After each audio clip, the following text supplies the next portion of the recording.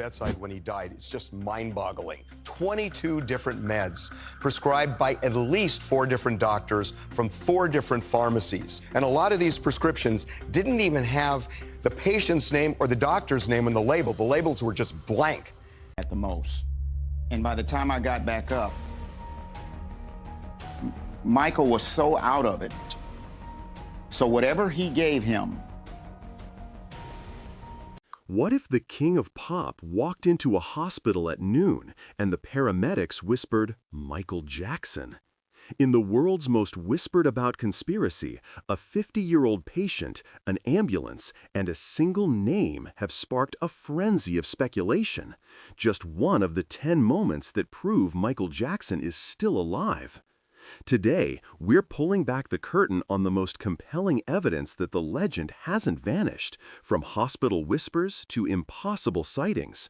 Stick with us as we count down the top 10 times the evidence simply says, I'm still here. Get ready for a revelation you won't want to miss. When the dispatch center received the frantic call, the screen flashed red and a name popped up that could not have seemed more out of place, Michael Jackson. The operator's voice was clipped, urgent, almost panicked as she relayed the details. A 50-year-old male, not breathing, in a state of cardiac arrest. The ambulance crew scrambled into the car, engines roaring, as the line crackled with the frantic pleas of a bystander. I need an ambulance as soon as possible. He's not breathing.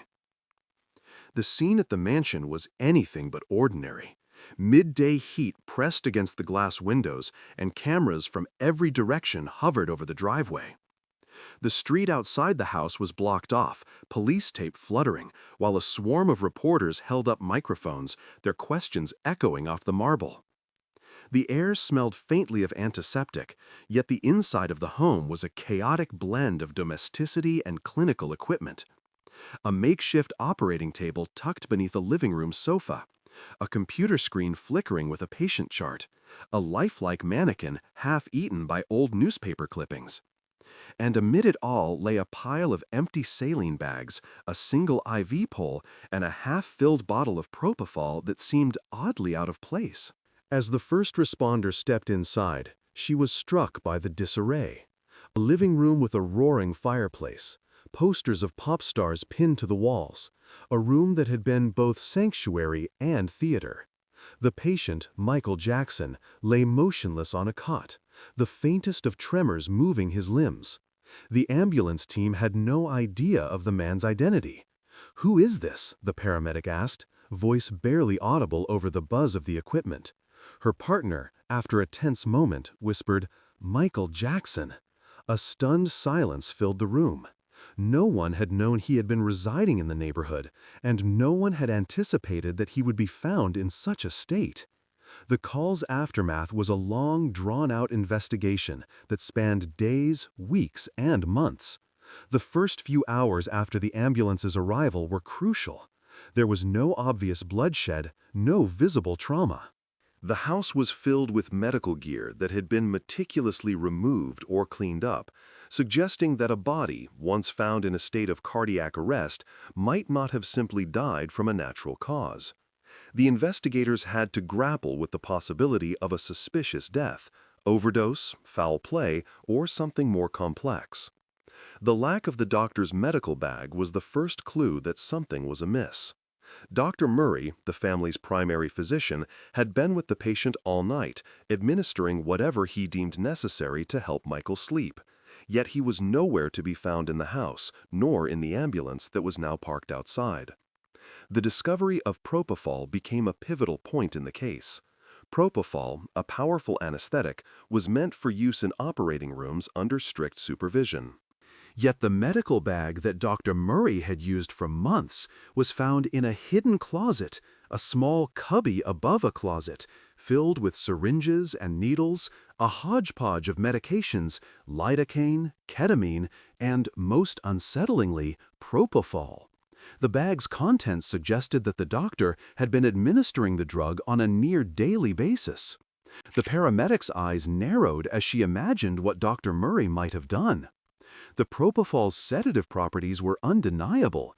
The doctor had admitted to giving it repeatedly, sometimes 20 or 30 times a month, to help Michael fall asleep during the early hours of the morning. The interview with Dr. Murray was a confession of a different kind.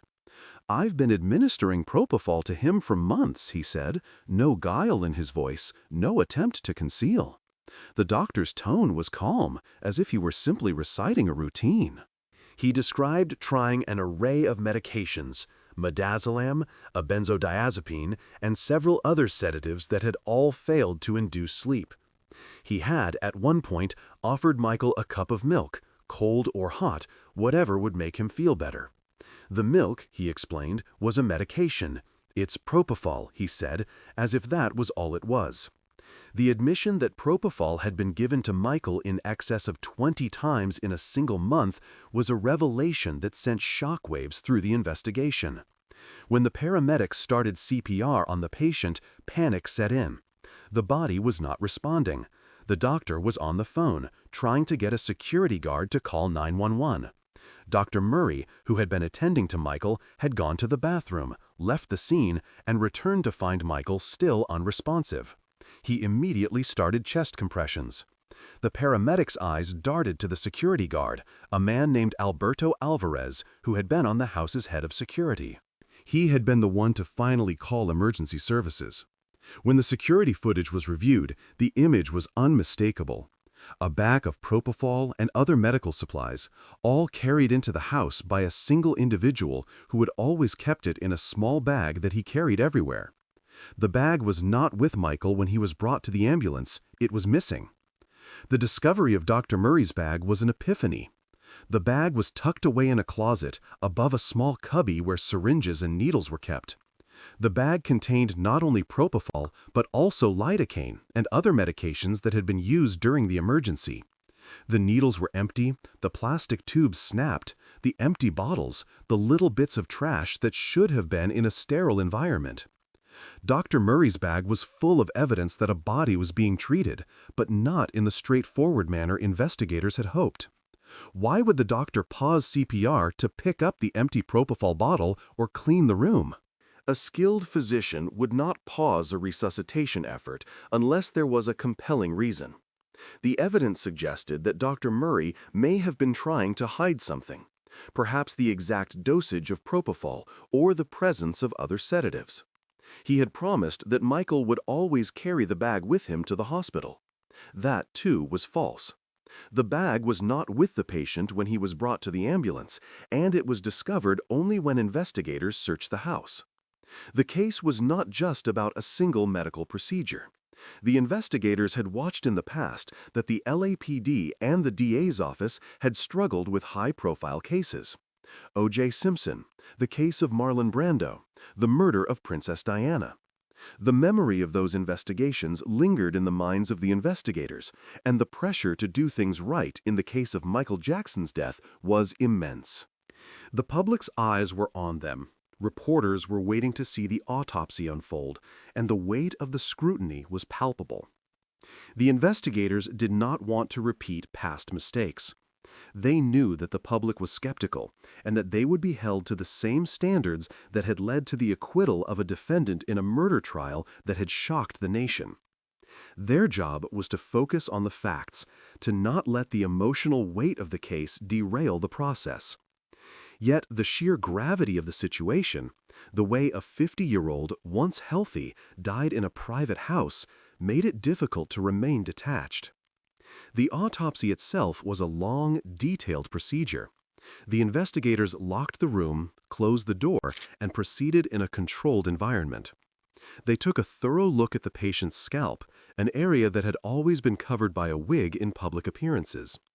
The real skin underneath was scarred, severely shaved on the sides, and the top of the head was barely a trace of hair. It was a stark contrast to the long, flowing hair that had become synonymous with the pop star. They noted the presence of prescription medication on the patient's skin and inside the body, a reminder that prescription painkillers and sedatives can be dangerous when misused. They drew blood samples, sent them to a toxicology lab, and the results were not as alarming as one might expect from a 50-year-old body found in cardiac arrest. The initial toxicology reports showed no extraordinary levels of drugs. The body appeared relatively healthy apart from the obvious sedatives present. The conclusion that emerged was one of a suspicious death. The propofol, the repeated administration of sedatives, the pause in CPR, the careful cleaning up of the scene, all painted a picture that was not simply a natural cardiac arrest. The investigators realized that the case required more than the straightforward narrative that the initial scene had suggested. It demanded a deeper look into the motivations of Dr. Murray, the logistics of how he managed the patient, and whether the propofol had been used as a lethal dose or merely to induce sleep. In the end, the investigators did what they had been trained to do. They documented every detail, they questioned every possible angle, and they worked to preserve the truth in a house that had been filled with both lights and shadows. Their effort was a testament to the complexity of a high-profile case, the relentless scrutiny of the public, and the relentless pursuit of justice in a world where a single name can ignite an entire nation's attention. After the trial closed, the city's streets seemed to hold their breath for a moment longer. 4 years after the final verdict, I found myself behind the wheel of a quiet, older Mercedes, its green paint catching the light in a way that felt almost ceremonial. A sense of unease settled over me, something I couldn't quite name, but I could feel it, like a subtle pressure against my skin. I glanced to my left, expecting nothing but the ordinary bustle of commuters. Yet, in that fleeting moment, I saw him, Conrad Murray, sitting in the same vehicle, a mirror image of the man I'd just seen sentenced. My heart skipped, the world shifted, but before I could fully register the encounter, our cars drifted apart. The question that lingered afterward was whether anyone who had served time for a crime like that could ever truly be forgiven, let alone given another chance.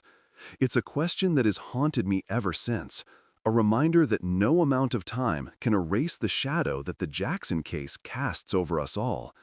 The investigation, however, had reached a point where answers seemed almost inevitable. We had gathered enough evidence to move beyond speculation, to place the facts into context. The coroner had declared the cause of death a homicide, and the medical examiner had made the clear distinction that it was not a second-degree murder. That decision, though debated, reflected a careful assessment of Dr. Murray's conduct. His negligence was so severe that it warranted the involuntary manslaughter charge. The verdict, however, did not fully resolve the complexities surrounding the case. It was a sobering reminder that even in the most high-profile cases, legal classifications can hinge on subtle nuances. The crux of the matter lay in the manner of Michael Jackson's death. For the first time, the medical evidence aligned with what had been rumored in whispers. The use of a dangerous drug combination, a lack of monitoring, and an abandonment that left a vulnerable man to die in a sterile environment that was meant to be a sanctuary. The phone records were damning. They revealed that at critical moments, when Jackson was under the influence of midazolam, lorazepam, and the anesthetic propofol, Murray's phone was in his pocket, his calls recorded at odd intervals. The timing of the 911 call, placed about 25 minutes after the conversation with the nurse, was an essential element in establishing the timeline of events. When we cross-referenced those logs with the recorded coughing sounds that had seeped through the walls, we realized that every delay, every misstep had compounded into a tragic outcome. After leaving Jackson, Murray cleaned up the scene, discarding medical waste and attempting to erase any trace of what he had done. The evidence of a failed, one-handed CPR attempt was stark. He called security, who in turn called 911. But the instructions given were insufficient, the equipment inadequate. No monitor, no necessary resuscitative gear, just a vacant bed, a patient with a critical deficiency in airway, breathing, and circulation. It was a scene that played out like a medical horror film, but it was the real world of medical malpractice that had been thrust onto a stage. The investigation was not a simple matter of prosecuting a doctor. It involved a coalition of law enforcement agencies, each contributing a piece of the puzzle. The DEA and the Houston Police Department were brought in to search Dr. Murray's offices and residences across states. In Las Vegas, a search warrant was executed on both his personal residence and his business premises. His Houston office, too, fell under the purview of a search that uncovered financial documents, contracts, and the relationship between AEG and the patient. The financial strain that Murray was under was evident in the mortgage on the Las Vegas property, a $1 million house with a $10,000 monthly payment that he could barely keep up with. Complaints and penalties from various medical boards were also revealed, patterns of sloppy behavior that had manifested in private practice and in his role as a personal physician. The relationship between Dr. Murray and Micheal Jackson was not just medical.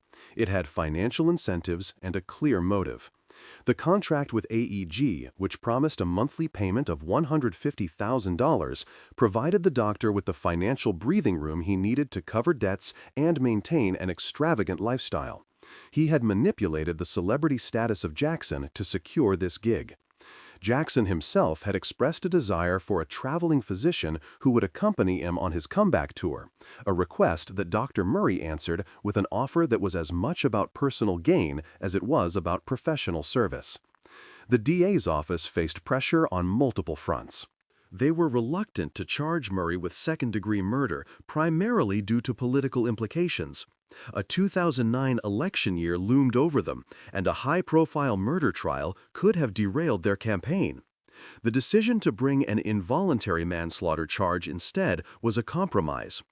Mrs. Jackson, however, was not satisfied with the outcome. She was visibly distressed, unable to accept a lesser charge for the loss of her husband. The prosecutor's office, though, stood firm. They argued that the evidence suggested a second-degree murder charge was unnecessary, and that the level of negligence was sufficient to bring a conviction of involuntary manslaughter. In court, the narrative that unfolded was both factual and emotional. The jury's deliberations were punctuated by the memories of Dr. Murray's previous behavior, the financial entanglements, the timeline of his abandonment. The prosecutor, in his final plea, invoked the principle that those who have committed wrongdoing must answer. He called himself innocent, pleading not guilty, yet his defense rested on a claim that he had done nothing wrong, that he had been arrogant, that the circumstances had been beyond his control. When the verdict was announced, guilty of involuntary manslaughter, there was a moment of silence, a weight of finality that settled over the courtroom. Dr. Murray's medical license was revoked in all states. It was uncertain whether he would ever regain his right to practice medicine. The question of rehabilitation loomed large. Is someone who has served their sentence given a second chance? The conversation around second chances has long been complicated, especially when the crime involved the death of a beloved public figure. As for the memories of the case, I've carried them into my days. The case was a defining moment in my career, one that I would never forget. The city's response was not to silence the name, but to confront the reality that they had failed at least once. I was a witness to that failure, and it shaped my approach to all subsequent investigations. I would say, if there's a lesson to be gleaned from the Jackson case, it is that public memory does not easily erase the impact of high-profile negligence. The city's eyes had watched the verdict, and the public's faith in the justice system was shaken. The case had become a marker, an event that will forever define the city's relationship to the legal system and to the individuals they protect. The investigative process had taught me more than the technicalities of law and medicine. It had taught me the importance of meticulous evidence collection, the necessity of cross-agency collaboration, and the delicate balance between public perception and the pursuit of justice. The evidence gathered was extensive.